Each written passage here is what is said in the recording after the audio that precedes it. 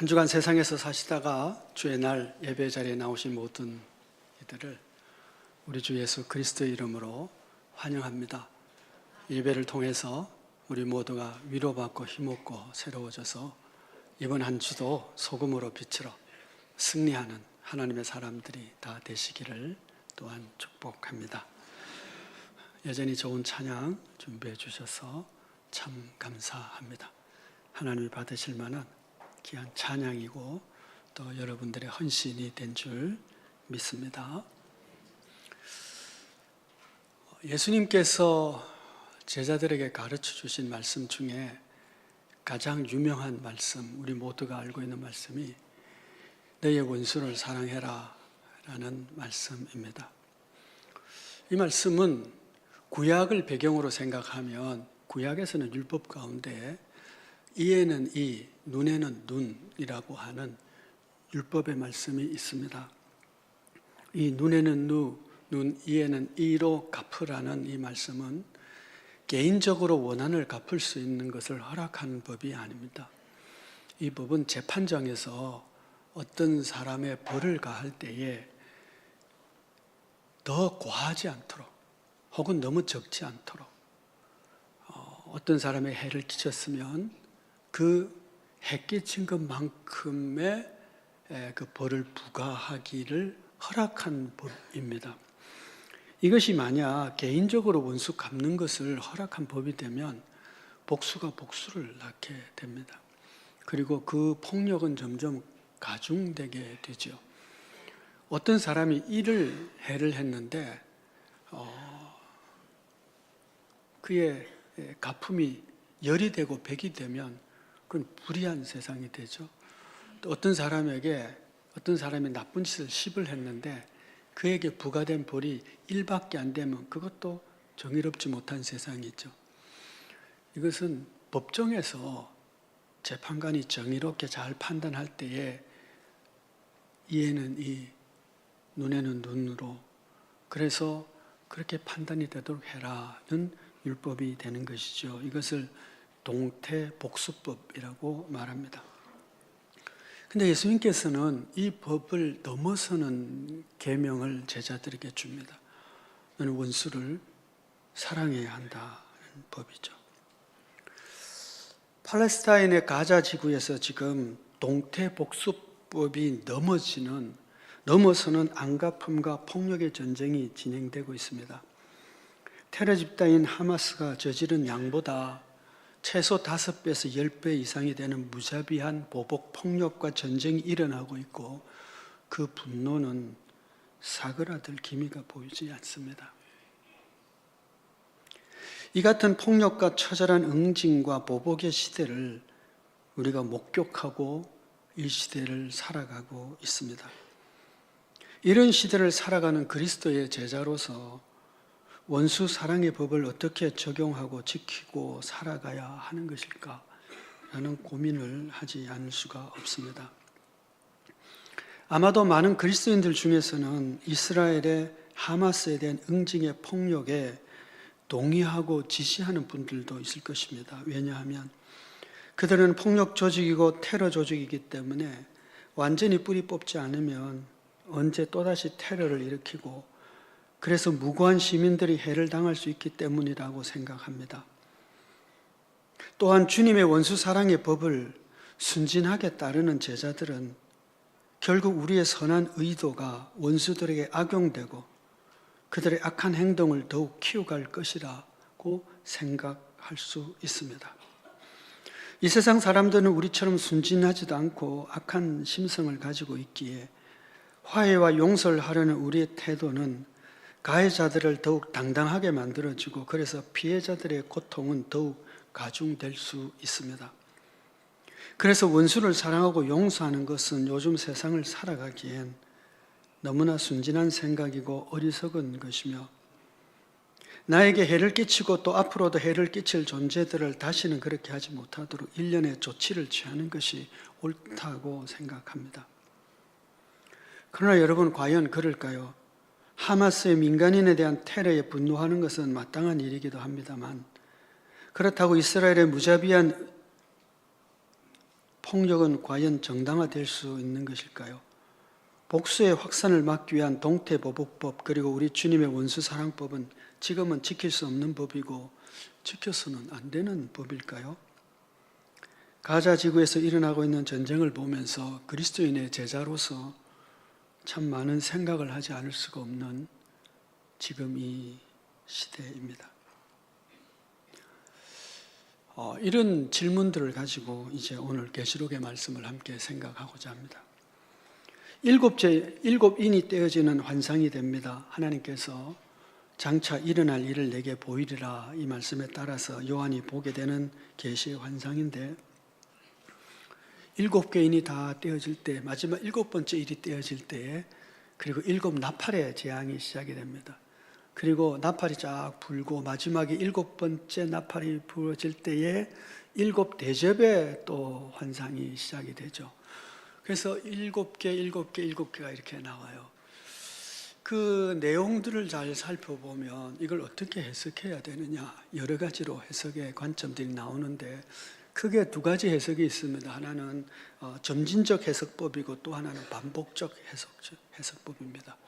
점진적 해석이라고 하는 것은 첫 번째부터 그러니까 인이 떼어지고 하나 둘 셋 넷 그리고 이제 나팔이 부러지고 또 대접이 쏟아지고 하는 이 모든 것들이 역사 가운데 하나님의 마지막 종말로 향하여 가는 점진적으로 일어나고 있는 계시다라고 보는 것이죠. 근데 여기 이제 문제가 하나 발생이 되는데 오늘 말씀을 보시면 6째 나팔이 불 때에 온 우주가 막 혼란이 일어나죠. 별들이 떨어지고 그러면서 사람들이 막 숨습니다. 숨으면서 하는 얘기가 하나님의 보좌와 어린 양의 눈으로부터 나를 감추어 달라. 그러면서 큰 진노의 날이다. 그럽니다. 여러분 큰 진노의 날이 임하는 거예요. 이게 뭐죠? 마지막 진노고 마지막 심판이죠. 그런데 이 심판 뒤에 또 저주의 환상이 또 일어나고 있는 거예요. 그래서 이게 점진적이라고 하기에는 이제 어린 양의 보좌 눈과 하늘의 보좌와 큰 심판이 나오는데 그 다음에 또 왜 또 다른 얘기가 나오지? 이제 이런 이제 생각을 하지 않을 수가 없죠. 그래서 2번째 해석은 반복법입니다. 그러니까 7 인과 7 나팔과 7 대접은 서로 다른 것이 아니라 같은 것을 3번 반복해서 얘기했다라고 보는 것이죠. 근데 이 또한 이제 문제가 되는 것이 오늘 본문을 보시면은 4분의 1을 해야 하는 권세를 받은 저주가 나오거든요. 그 다음에 또 3분의, 또 다음 장면에서는 또 3분의 1, 절반, 이렇게 나오거든요. 그래서, 다 멸망하는 것도 아니고 4분의 1이 나오고 3분의 1이 나오고 이런 걸 보면 반복이라기보다는 이게 점진적인 계시지 않느냐 이렇게 이제 생각을 하는 것이죠. 뭐가 옳을까요? 저는 어떤 입장일까요? 라고 묻는다면 점진적 반복 무슨 얘기일까요? 잘 모르겠다 이런 거 한번 알겠어요. 점진적이기도 하고 반복적이기도 하고 이런 일들이 일어나다가 마지막에 이제 하나님 마지막 심판의 날이 오겠죠. 종말적인 심판. 그래서 점진적이면서도 반복적이다는 생각이 됩니다. 오늘 우리가 7번째 전제를 제가 말씀드렸어요. 잘 모르겠다고 말씀드렸습니다. 이걸 마치 그냥 액면 그대로 받아들이면 곤란합니다. 계시록은 너무 액면 그대로 받으면 안 돼요. 우리가 메시지를 받으면 되죠. 자, 그럼 오늘 우리가 함께 이제 이 인이 떼어지는 이 장면을 통해서 우리가 받게 되는 오늘 우리에게 주는 메시지가 뭔가라고 하는데 오늘 6개의 인이 떼어지거든요. 6개 인 중에 4가지의 인을 하나로 묶고 그 다음에 5번째, 6번째를 이렇게 3부분으로 나누어서 생각을 하게 되는데 첫 번째 인, 2번째 인, 3번째 인, 4번째 인을 이렇게 참 차례로 보면 첫 번째 인이 떼어질 때는 흰말이 나와요. 활을 가진 사람이 나오고, 그리고는 이제 면류관을 쓰고 막 이기려고 하죠. 흰색이라는 것이 보통 평화를 상징하기 때문에 이 평화라고 생각을 합니다, 해석을. 근데 뭐 꼭 그렇게 해석해야 되냐? 뭐 예수님이 그렇게 말씀하셨냐? 그러면 할 말이 없어요. 근데 그저 희다는 것이 보통 평화의 상징이니까, 평화는 평화인데 어떤 평화냐 하면 활을 가지고 있어요. 활은 언제 쓰느냐 하면 전투할 때 쓰는 거거든요. 그러니까 전쟁을 통해서 평화를 이루는 겁니다. 면류관이라고 하는데, 이 면류관은 어떤 면류관이냐 하면 이게 용도가 좀 다른 면류관입니다. 보통 이겼을 때 쓰는 어떤 왕관 같은 면류관, 승리한 자에게 주는 면류관이 아니고, 이건 이제 어떤 전투나 전쟁에 나갈 때 왕이 이렇게 하사하는 거 있잖아요. 장군모 같은 이런 거. 장군이 당신이 총사령관입니다 하고 때 이제 대통령이 총사령관에게 뭐 이런 게 뭐 깃발도 주고 뭐 별도 한 5개 달아주고 하는 그런 모자 같은 그런 것이라고 생각하시면 돼요. 전쟁 나갈 때 쓰는 그런 모자를 쓰고, 그리고는 어떻게 한다고 했죠? 이기고 이기려고 하더라고요. 이걸 한마디로 해석을 하면 어떤 게 되느냐 하면, 전쟁을 통하고 정복을 통하여 그 땅에 평화를 가지고 오는 것입니다. 이게 첫 번째 환상입니다. 여러분, 세상에는 전쟁을 통해서 평화를 얻습니다. 로마의 평화, 팍스 로마나라고 하는데, 당시에 로마가 지역의 평화를 이루었습니다. 어떻게 해요? 전쟁과 정복을 통해서. 그리고 그들에게 로마에 반항하는 민족이나 나라에 대해서는 가차없이 그냥 처벌을 했죠. 그러니까 예수님 이후에 70년에 이스라엘이 그렇게 망해버립니다. 성전이 다 허물어져 버리고 이스라엘은 이스라엘 땅에 살지 못하도록 다 흩어버리죠. 티투스 장군에 의해서. 그러니까 로마의 평화라고 하는 것은 전쟁을 통한 평화였습니다. 활을 가지고 이기고 정복해서 적을 다 없애고 그 땅에 평화를 만드는 것이죠. 지금 우리가 살고 있는 이 세상에서도 제법 한동안 평화가 있었죠. 이걸 팍스 아메리카나라고 말합니다. 미국의 경찰력과 미국의 군사력에 의해서 뭐 소련도 무너져 버리고 중국도 신통치 않고 이럴 때 세상에 미국에게 반항할 수 있는 대상이 없었던 거예요. 그래서 조금 평화가 있다가 이제 미국이 군사력도 경제력도 좀 떨어지니까 이제 한번 해보자 하고 일어서는 군대들과 나라들이 생겨지죠. 그러다가 이제 전쟁이 생기는 것입니다. 그러니까 첫 번째 환상은 전쟁을 통한 평화인데, 예전에 그 찬양이죠. 복음성가 가운데 세상은 평화 원하지만 전쟁의 소문도 늘어간다. 뭐 그런 찬양 기억하십니까? 예. 세상은 평화를 원해. 여러분 다 평화를 원하잖아. 그렇죠? 그런데 전쟁의 소문, 전쟁의 난리가 계속되는 이유가 뭘까요? 평화를 원하지 않는 사람도 있기 때문이죠. 제가 얼마 전에 그 하마스 사태가 일어나고 나서 이제 알게 된 것 중에 하나가, 이스라엘 국회 안에 모스크가 있더라고요. 그리고 이스라엘의 국회의원 중에 무슬림도 있었어요. 그러니까 우리가 생각하는 거하고 참 다르죠. 거기도요, 이스라엘과 팔레스타인이 그냥 좀 평화롭게 살자, 그런 사람들이 대부분인 거예요. 전쟁 원하지 않아요. 테러 집단들, 전쟁 안 하면 살 수 없는 사람들이 있어서 전쟁을 일으키는 거죠. 그래서 두 번째 인이 떼어질 때 어떤 일이 생기냐 하면 이제 전쟁이 일어나는 것입니다. 둘째 생물은 붉은 말인데 땅에서 화평을 지하여 버리고 서로 죽이게 하고 또 큰 칼을 받았더라. 지금 정식으로 전쟁이 일어나서 평화의 시대가 끝나고 전쟁의 시대가 오는 것이죠. 그리고 세 번째 인이 떼어질 때는 검은 말이 나오는데 손에 저울을 가지고 음성이 들리는데, 한 데나리온의 빌 한 대요, 한 데나리온의 보리 석 대로다. 또 감람류와 포도주는 해치지 말라 하더라. 기근의 때가 온 거예요. 곡식값이 폭등을 한 겁니다. 그러니까 하루 종일 일한 노동자가 받을 수 있는 한 데나리온은 밀 한 대밖에 살 수 없는, 그러니까 가격이 막 폭등했어요. 자, 그런데 곡식 가격은 폭등했는데요. 기근의 시대죠. 근데 감람류, 올리브유는 풍성하고 포도주도 풍성해요. 이게 뭘까요? 올리브는 언제 쓰느냐 하면 음식을 좀 더 맛있게 풍미를 더하기 위해서 쓰는 거예요. 배고프면 올리브 없어도 먹잖아요.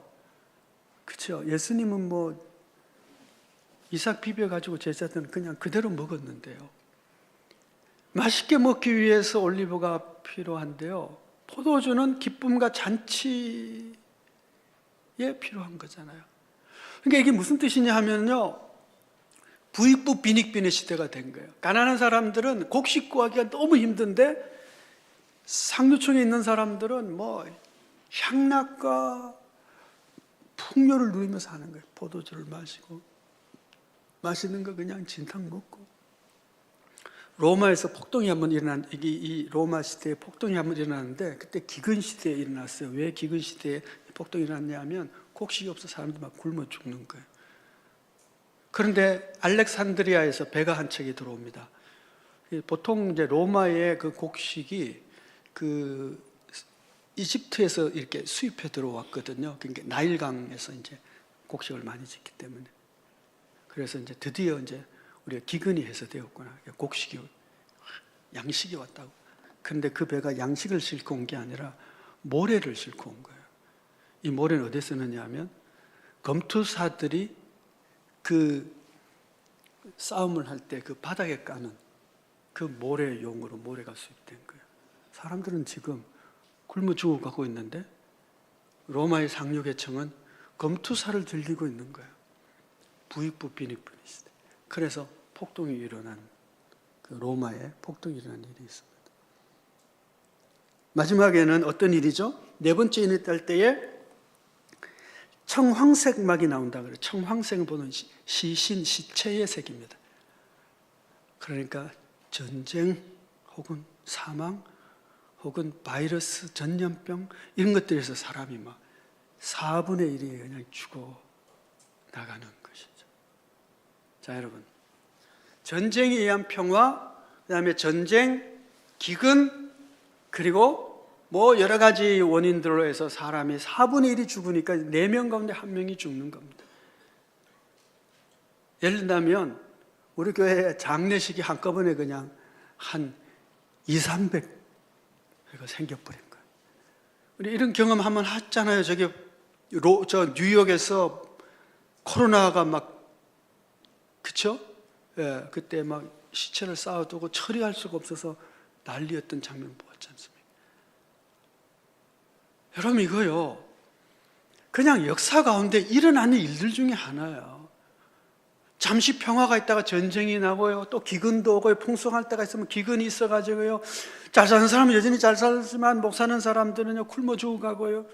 북한에서 일어나는 일이 비슷하잖아요. 그런가 하면 어떤 막 바이러스에 의해서, 그냥 전염병에 의해서, 혹은 막 전쟁에 의해서 사람들이 막 형편없이 죽어나가는 일들이 이 땅 가운데 일어나고 있는 거예요. 이런 일들이 계속 반복되고 일어나고 역사 가운데 진행이 되다가 마지막에 하나님의 큰 진노의 날이 오는 것이죠. 그래서 예수님께서도 마지막 날 어떤 징조가 있습니까? 할 때 예수님 대답해 주셨잖아요. 처처의 기근과 전쟁과 지진과 이런 일들이 있을 것이다. 중요한 것은 뭘까요? 이런 일들이 우리 가운데 일어나고 있는데, 앞으로도 일어날 것인데, 앞으로 점점 더 심해질 수도 있는데, 그런 가운데 우리 믿는 사람들은 어떻게 살아야 하나 하는 것이죠. 다섯 번째 인입니다. 9절 말씀부터 11절 말씀까지 보시면, 다섯째 인을 떼실 때 내가 보니 하나님의 말씀과 그들이 가진 증거로 말미암아 죽임을 당한 영혼들이 제단 아래에 있어 큰 소리로 불러 이르되 거룩하고 참되신 대주제여, 땅에 거하는 자들을 심판하여 우리 피를 갚아주지 아니하시기를 어느 때까지 하시려 하나이까니, 각각 그들에게 흰 두루마기를 주시며 이르시되 아직 잠시 동안 쉬되 그들의 동무종들과 형제들도 자기처럼 죽임을 당하여 그 수가 차기까지 하라 하시더라. 여러분, 여기에 환난을 가진 성도들의 기도 소리가 있어요. 어떤 기도냐 하면 우리 피를 갚아주지 아니하시기를 언제까지 하시려니까. 이 순교자들이 지금 하나님께 호소를 하고 있는 거예요. 하나님, 언제까지 나의 억울함과 나의 분노와 나의 슬픔을 그냥 두시고 안 갚아주십니까? 갚아주세요 라고. 여러분, 우리가 믿음으로 살고요, 주님이 원수를 사랑하니까 원수를 사랑하고 용서하고, 주님이 하라니까 하지만 속은 쓰레 죽겠죠. 주님이 용서하니까 용서하지만 나쁜 놈들은 그걸 이용해서 더 나를 등쳐먹으려 하고, 그걸 뻔히 보면서도 용서해 주려고 하니 속이 썩어 문드러지죠. 그래서 어떻게 해야 돼요? 그걸 기도하는 거예요. 하나님, 언제까지 그냥 보고 계세요? 하나님, 언제까지 저 나쁜 놈들을 그냥 두실 거예요? 여러분, 의인들도요, 마음이 상해요. 그럼 예수 믿는다고 해서 무슨 천사의 마음을 가졌습니까? 화나죠. 그런데 이들은 어떻게 해요? 하나님께요. 하나님, 언제까지 그냥 두실 거예요? 그렇게 하나님께 기도하는 거죠. 세상 사람들은 믿는 사람들의 제자의 태도를 이해하지를 못해요. 그냥 적당히 살면 되지 왜 그렇게 사느냐고, 왜 신앙 지킨다고 순교까지 하느냐고 세상 사람은 이해하지 못해요. 그렇지만 이들이 순교하는 이유는 뭘까요? 하나님의 말씀과 그 증거를 가졌기 때문이라고 오늘 말씀하고 있잖아요. 그들이 순교를 하는데 왜 순교를 당하느냐? 5절 말씀을 보시면, 다섯째 인을 떼실 때 내가 보니 하나님의 말씀과 그들이 가진 증거로 말미암아 죽임을 당한 영혼들이라고 말해요. 이들이 세상과 다르게 사는 이유는 하나님의 말씀을 가졌기 때문이고 그에 대한 증거를 가지고 있기 때문이에요. 여러분, 아무나 그렇게 살 수 있는 게 아니죠. 아시는 분은 아시겠습니다만 노벨 문학상 타신 분이죠. 앤더 슈자크의 침묵기라고 하는 소설이 있는데, 그 소설에서 사람이 죽어가잖아요. 막 후미에라고 하는데, 여기 뭐 예수님 사진 혹은 십자가 이거 밟고 지나가면 이 한 번만 밟아라, 그냥 밟고 지나가면 다 용서. 그런데요, 그걸 안 하고 넘어가는 거예요. 그래서 죽임을 당하는데 십자가 거꾸로 매달아가지고 요 귀에다가, 일본 애들 진짜 잔인해요.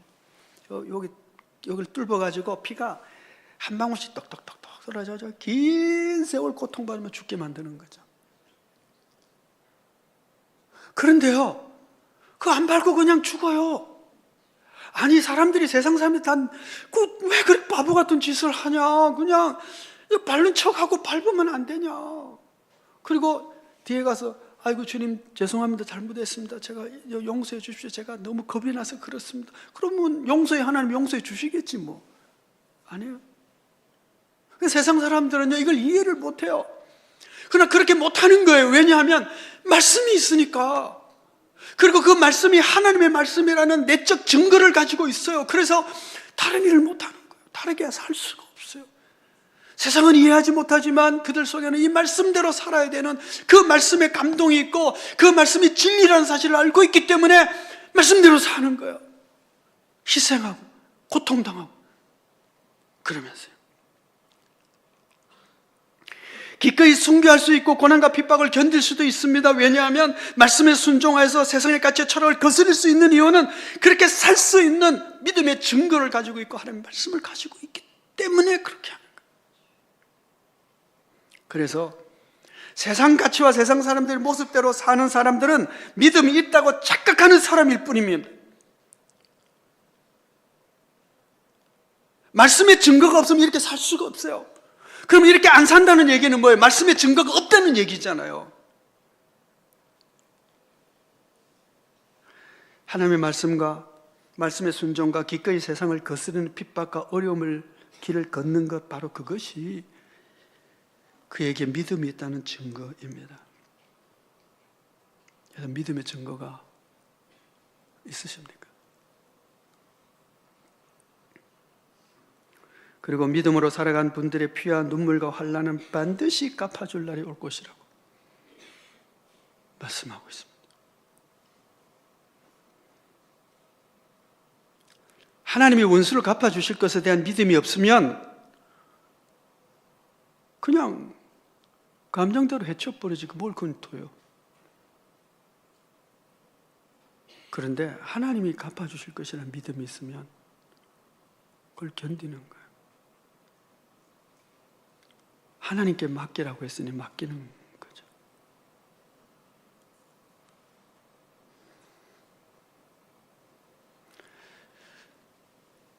우리가 말씀대로 순종하는 이유는요, 그 말씀이 진리인 것을 내가 알고 믿기 때문이에요. 근데 불순종하는 이유는 뭘까요? 그 말씀을 믿지 않기 때문이에요. 그래서 우리가 불순종할 때는 하나님 우리에게 묻는 거예요. 너 믿음이 어디 있냐? 내가 갚아준다고 하는데 너 믿음 있냐? 안 믿잖아, 너. 예수 그리스도를 말미암아 고난과 핍박을 견디면 내가 상을 준다고 했잖아. 너 근데 안 믿네? 안 믿으니까 너 마음대로 살잖아. 라고 주님이 너의 믿음이 어디 있느냐고 묻는 거예요.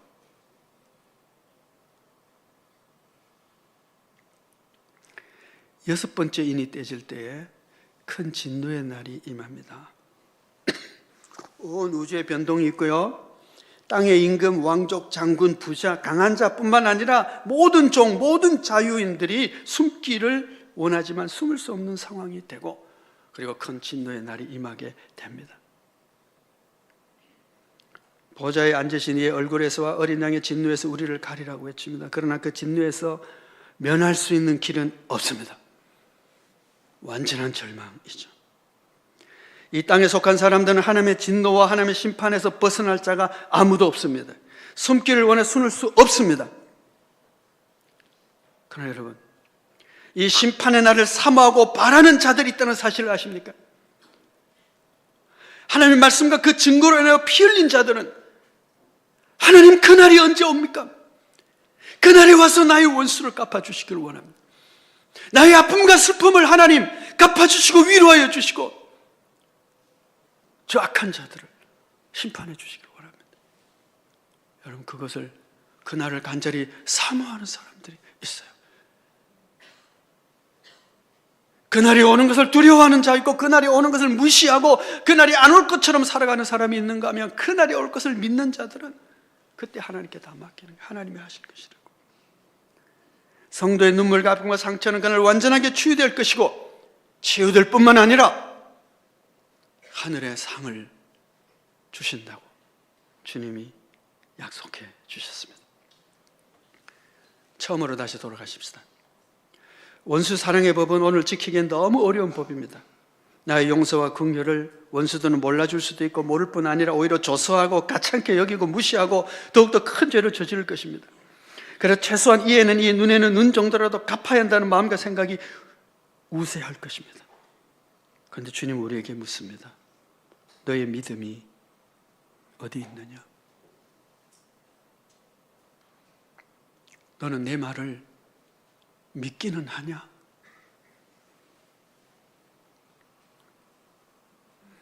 그래서 원수를 갚는 일은 제자의 길이 절대 아닙니다. 반드시 하나님께서 심판하시고 보복하신 날이 올 것이기 때문에 원수가 행한 죄는 절대로 용서받지 못하고 심판받을 것입니다. 민간인에게 테러를 간 하마스의 폭력은 반드시 하나님의 심판을 받을 것입니다. 그와 마찬가지로 가자 지구를 향한 이스라엘의 폭력과 전쟁 또한 하나님 앞에서 정당화될 수 없기 때문에 반드시 하나님의 심판을 받을 날이 올 것입니다.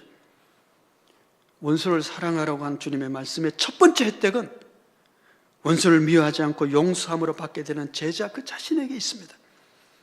여러분, 한번 생각해 보십시오. 미움이 내 마음을 가지고 있으면 내가 미움이 분노와 원망이 나를 파괴해버립니다. 미움으로 가득 차 있고 내 마음이 심령이 파괴된 사람은 절대로 하나님의 은혜를 받을 수가 없어요. 말씀이 그 심령에 들어올 수가 없습니다. 돌짝밭이 돼버리고 돌멩이밭이 돼버리는데 어떻게 하나님의 말씀이 들어올 수가 있겠어요? 마음에 부드러움이 없는데. 여러분, 주변을 한번 살펴보십시오. 미움으로 분노로 살아가는 사람의 그 인생, 그 심령이 제대로 되어 있는지 주변에 증거들이 굉장히 많아요. 여러분, 한번 보십시오. 원수를 용서하며 사랑하며 받게 되는 혜택은 그 말씀을 순종하는 자신에게 있어요. 뿐만 아니라 하나님께서 너희가 의를 행하다가 나로 인하여 핍박받고 거짓으로 너희를 거스러 욕할 때 기뻐하고 즐거워하라. 너희 상이 크미니라. 상이 크다고 했어요. 여러분, 불같은 시련 당함을 이상히 여기지 말고 기뻐하라고 말합니다. 왜요? 우리 훈장이기 때문에 그렇습니다. 믿습니까, 여러분? 믿음으로 하나님의 주님의 말씀을 내가 순종하기 때문에 당하는 어려움이 있고 고난이 있으면 기뻐하고 즐거워할 수 있게 되기를 바랍니다. 여러분, 그것이 훈장이라는 사실을 기억하시기 바랍니다. 내가 그만한 믿음을 하나님이 내게 주신 것을 감사할 수 있기를 바랍니다. 세상은 그렇게 살 수가 없어요. 그렇게 살지 못한 사람은 상도 없을 거예요. 절대 손해본 적이 없고 언제나 늘 원수를 갚음으로 속 시원하게 살고 원수로 인해 눈물의 기도와 한숨이 없다면 하늘에서 받을 상도 없을 것이고 어쩌면요 하나님의 말씀과 증거도 없는 거니까 마음에 하나님의 나라 들어가기보다는 진노의 날에 어울리는 사람일지 모릅니다.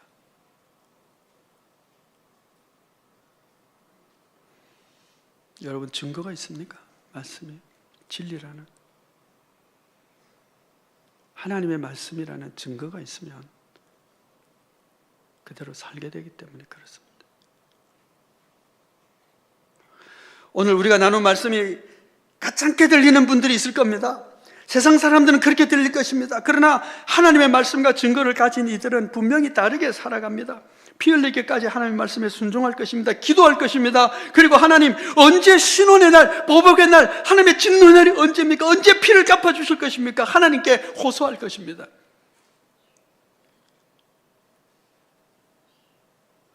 기도할 뿐 아니라 믿음의 증거, 말씀의 증거를 가진 은혜를 주신 하나님께 감사하고 그날 받을 면류관 상급을 소망하며 기쁨으로 좁은 길을 가게 될 것입니다. 지난 목요일 다니엘 기도회 두 번째 날 강사가 김인강 교수님이셨습니다. 그는 소아마비 환자입니다.